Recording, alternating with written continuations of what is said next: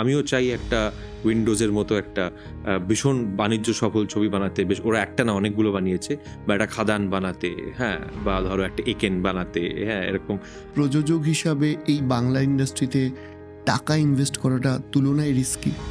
100 বার। সেটার জন্য ওই জটিলতাগুলো দায়ী নয়। রিস্কি এই কারণে যে আমরা আমাদের মার্কেটটাকে যে পরিমাণ বাড়াতে পারা উচিত ছিল নানা কারণে, সেগুলো সেই পরিমাণ জায়গায় আমরা বাড়াতে পারিনি। আমার আর কোয়েলের কিছু ওখানকার কিছু গুন্ডাদের সঙ্গে একটা অ্যাকশন সিকোয়েন্স, অ্যাকশন জিনিসটা একদিকে লোকে ভাবে যে বিরাট স্টান্টস বা অনেক গ্যাজেটস, অনেক রিগ, অনেক কেবলিং, অনেক হার্নেসিং, কিন্তু তা যেমন অ্যাকশন কিন্তু আসলে এডিট।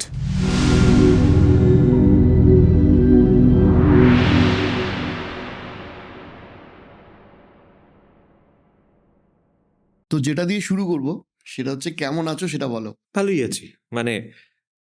মানুষ প্রজাতিটার একটা দোষ আছে, যতই সে ভালো থাকুক সবসময় সে আরো ভালো থাকতে চায়। হ্যাঁ, বসতে পেলে শুতে চায় বলি না আমরা। তো সেই জন্যই কোনো সময়তেই আমি কখনোই বলি না যে ভালো নেই গো, এটাও যেরকম বলি না, তেমনি আবার কখনো বলি না যে আরে দারুণ আছি, বেস্ট। সব সময়তেই there is room for more. So ভালো আছি। তোমার অভিনয়ের অসংখ্য ভক্ত। তোমার কি মনে হয় যে অভিনয়ের আর কোন কোন দিকগুলো তোমার এক্সপ্লোর করা বাকি আছে, বা আর কোন কোন কাজগুলো আরেকটু বেটার করতে পারলে ভালো হতো? তুমি অভিনয় জিজ্ঞেস করলে আমি আগে অভিনয় নিয়ে বলছি, শুধু অভিনয় নিয়ে বলছি। দেখো, সত্যি কথা বলতে কি, 25 বছর হয়ে গেছে আমার অভিনেতা হিসেবে সিনেমা জগতে। আমি বাংলাতেই মূলত, কিছুটা হিন্দিতেও কাজ করেছি বা করি। আমি বাংলাতে চেষ্টা করি এই ধরনের জিনিস অ্যাভয়েড করতে এখন, যেগুলোতে আমি যে মানুষটা যেরকম মোটামুটি ভালো কথা বলি, বাংলা, ইংরেজি, হিন্দি মোরলেস বলতে পারি, একটা পড়াশোনা আছে বোঝা যায়, পড়াশোনা বেসিক পড়াশোনা, আমার যেটুকু পড়াশোনা যেটুকু আছে তার থেকে লোকে অনেক বেশি পড়াশোনা আছে বলে মনে করে, যে কোনো কারণেই হোক। অতটা পড়াশোনা আমার নেই, হ্যাঁ, কিন্তু বেশ একটা ভদ্র সৌম্য একটা ব্যাপার। এই যে একটা ইমেজ আছে, এই ইমেজটাকেই পর্দায় আরো একবার আমাকে প্রস্ফুটিত করতে হবে। এই কাজটা আমার আর করতে ভালো লাগে না। এটা করে ফেলেছি আমি ছোটবেলা থেকে বহুবার আরকি। একটা সময় এটাকে এনক্যাশ করা আমার দরকার ছিল, বিকজ হয়তো এরকম এক্সাক্টলি এরকম প্রোফাইলের কেউ ছিল না। বাট সেটা হয়ে গেছে। এখন আমি তো একজন অভিনেতা। আমার নিজেকে ভাঙতে ইচ্ছে করে, আবার গড়তে ইচ্ছে করে। তো সেই কারণে আমার আর এই ধরনের জিনিসই আরো একবার করতে ইচ্ছে করে না বাংলায়। হিন্দিতে আমার সেই চয়েসটা অতটা নেই। হিন্দিতে যদি আজকে আমি একটা ভালো একটা ব্যানারের ভালো একটা কাজ পাই, ভালো একটা শো বা ভালো একটা ফিল্ম পাই, আ আ যদি ভালো টাকা থাকে সেটাতে, তাহলে সেটা আমি করব আমি সেটা। বাট বাংলাতে আমি চেষ্টা করি যে মানে এই ব্র্যাকেটিংটা থেকে বেরিয়ে গিয়ে একদম যেটা কখনো করিনি বা করলেও কম করেছি, যেরকম আমি নই মানুষটা, আ সেরকম কাজ করতে। হ্যাঁ, সেই ধরনের চরিত্র বাছতে অভিনেতা হিসেবে। আর ডিরেক্টর হিসাবে, পরিচালক হিসাবে? প্রযোজক হিসেবে যে কটা কাজ আমরা এখন অব্দি করেছি তার মধ্যে অনেক কটাই খুব দর্শক প্রশংসিত হয়েছে। কিন্তু যেটা একদম একজন প্রযোজক হিসেবে এরকম একটা ছবি করার ইচ্ছা আছে যেটা একদম ব্লকবাস্টার হবে। মানে প্রচুর টাকা রোজগার করব যেটা থেকে আমরা প্রোডিউসার হিসেবে। হ্যাঁ, অ্যাজ সিম্পল অ্যাজ দ্যাট। এ নিয়ে কোনো সন্দেহ নেই। ঠিক আছে?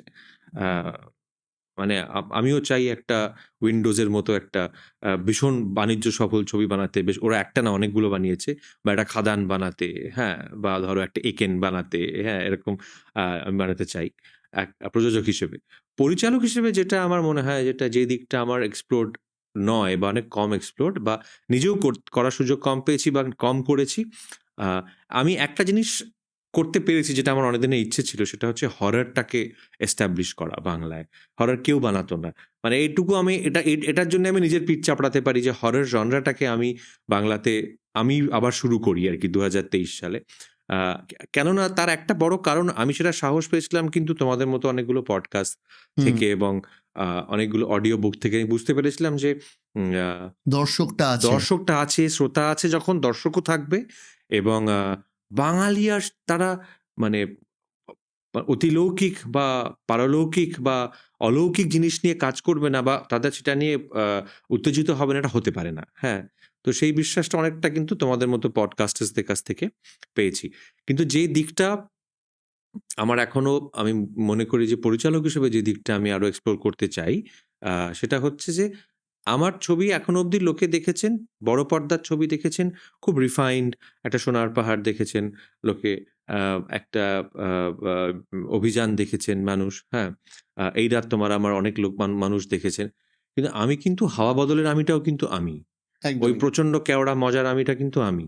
এবং সেইটারই হাত ধরে আমি আসলে খুব ভালো অ্যাকশন ডিরেক্টর একজন। মানে আমি অ্যাকশন খুব ভালো শ্যুট করি। মানে সলিড অ্যাকশন, মানে সেটা কিন্তু ইয়ার্কি মারার মতো অ্যাকশন না। মানে এটা অনেকে জানে না। মানে যেরকম ধরো তোমাকে একটা উদাহরণ দিই। আমরা একটা ছবি শ্যুট করতে গেছিলাম 'বনি' বলে। আমি ছবি হুম, বানিয়েছিলাম 'বনি'। হুম। সুশীলচন্দ্র মুখোপাধ্যায়ের গল্প অবলম্বনে ২০২১ সালে দুর্গাপুজোয় মুক্তি পেয়েছিল। যখন 50% ক্যাপাসিটিতে সিনেমা হল চলছিল কোভিডের ঠিক পরে। তো সেই ছবিটাতে আ আমার আর কোয়েলের কিছু ওখানকার কিছু গুন্ডাদের সঙ্গে আরকি ইটালিতে শুট হয়েছিল ছবিটি। একটা অ্যাকশন সিকোয়েন্স ছিল। সেটার জন্যে আমরা একটা গোটা দিন রেখেছিলাম। হ্যাঁ?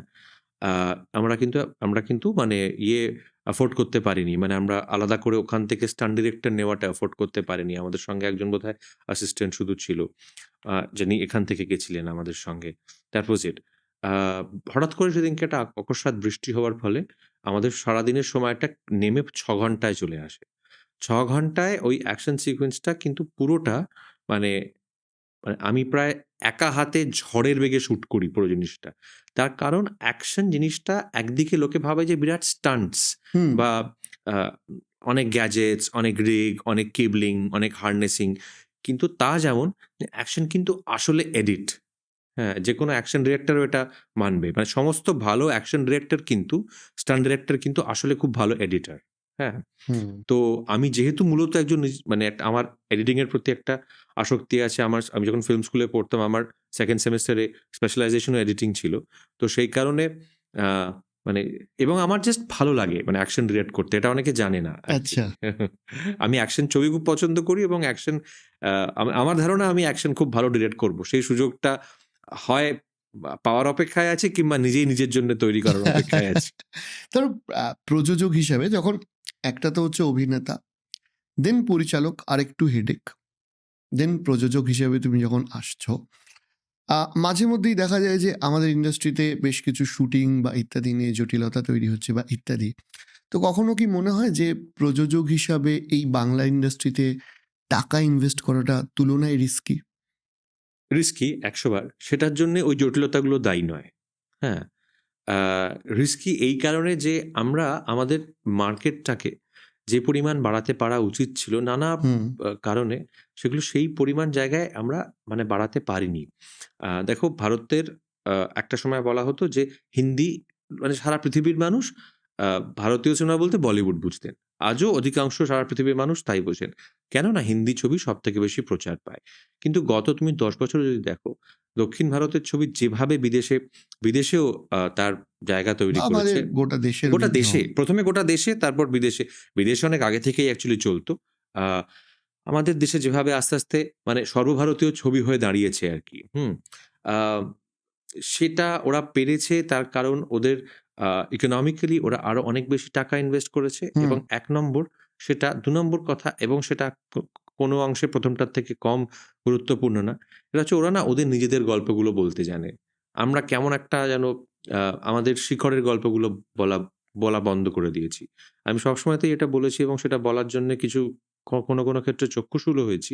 সেটা হচ্ছে যে আমি যে ধরনের ছবি করে পরিচিত হয়েছি, সেই ধরনের ছবি যাতে হয়, সেই তথাকথিত আরবান একটু ছবি আরকি। সেই ছবিগুলো হওয়ার জন্যে সাকসেসফুল কমার্শিয়াল বাংলা ছবি হওয়া ভীষণ দরকার।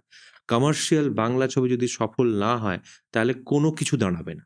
কোনো জিনিস দাঁড়াবে না। আমাদের কিন্তু একটা মানে আমি বলছি একদম প্রপার মানে একটা দেব, জিৎ, বুম্বাদা এদের কিন্তু প্রপার কমার্শিয়াল বাংলা ছবি আ এদের এদের হাত ধরে মানে ক্রমাগত হতে থাকা দরকার হুম। এবং ক্রমাগত চলতে থাকা দরকার। মানে বাণিজ্য সফল হওয়া দরকার। হ্যাঁ? না হলে হবে না এবং এইগুলোকে বাণিজ্য সফল করতে গেলে এগুলোকে ভীষণভাবে আমার মনে হয় আজকের দিনে দাঁড়িয়ে আমাদের যে মাটি, আমাদের যে ভূমি সেখানকার গল্পগুলো বলতে হবে। যেটা দক্ষিণ ভারতের মানে বিরাট টাকা ব্যয় কমার্শিয়াল ছবিও কিন্তু দেখবে খুব রুটেড হয়, হুম খুব শিকড়ের কাছাকাছি হয়। তো এই দুটো কারণ নিঃসন্দেহে আছে। আর সেই জন্যই একটা কি হয়েছে, মানে এই যে আমরা কমার্শিয়াল ছবি বানানো বন্ধ করে দিলাম না, হ্যাঁ, এই বন্ধ করে দিয়ে যেটা বিপদ হয়েছে সেটা হচ্ছে যে উম, মানে পশ্চিমবাংলা তো শুধু কলকাতা নয়, একদমই তাই। এবার এই কলকাতার বাইরে রেস্ট অফ বেঙ্গল যাকে বলা হয়, আরবি বলা হয় মার্কেটিং এর টার্মসে, সেই আরবি না বাংলা ছবি দেখা বন্ধ করে দিল। এটা একটা খুব বিপদ হয়েছে। তার ফলে কি তোমার রেভিনিউটা এইটুকু হয়ে গেছে। হ্যাঁ, একটা শহর কেন্দ্রিক হয়ে শহর যাচ্ছে। বা শহরতলি ম্যাক্সিমাম ধরো শহরতলি, হ্যাঁ। শহরতলি কেন্দ্রিক। হ্যাঁ, যেখানে মানে তুমি ওই সাইজেরই ছবি বানাতে হবে, সেটা করেই একমাত্র তুমি প্রত্যাশা করতে পারো তুমি ছবি টাকাটা রিকভার প্রফিট করবে, করতে। হ্যাঁ রিকভার করবে। এবং কিন্তু আজকে ধরো পশ্চিমবাংলার কত মানুষ ভারতের অন্যান্য প্রদেশে থাকেন, ঠিক আছে, বিদেশে থাকেন। বিদেশে থাকা বাঙালিরা ইউজুয়ালি একটু আমি যে ধরনের ছবি করে পরিচিত সেই ধরনের ছবি দেখতে ভালোবাসেন, কিন্তু ভারতবর্ষের বিভিন্ন প্রদেশে থাকা বাঙালিরা তারা কিন্তু যেতে যেতে পারেন, যেতে চান সেখানে যদি বাংলা ছবি মুক্তি পায়। বাট তারা তারা তো চাইতে পারেন যে একদম আদ্যোপান্ত একটা কমার্শিয়াল ছবি আমি দেখব বাংলা হুম। থেকে, আমার নিজের ভাষায় দেখব। তো সেজন্য আমার মনে হয় যে আমাদের ক্রমাগত কমার্শিয়াল বাংলা ছবি বানিয়ে যাওয়া মানে বানাতে থাকা দরকার, এবং কমার্শিয়াল অরিজিনাল গল্প নিয়ে, বাংলা অরিজিনাল গল্প নিয়ে কমার্শিয়াল বাণিজ্যিক ছবি বানিয়ে সেটাকে সেলিব্রেট করা দরকার। সেগুলো যারা বানাবেন তাদেরকে অনেক বেশি উদযাপন করা দরকার।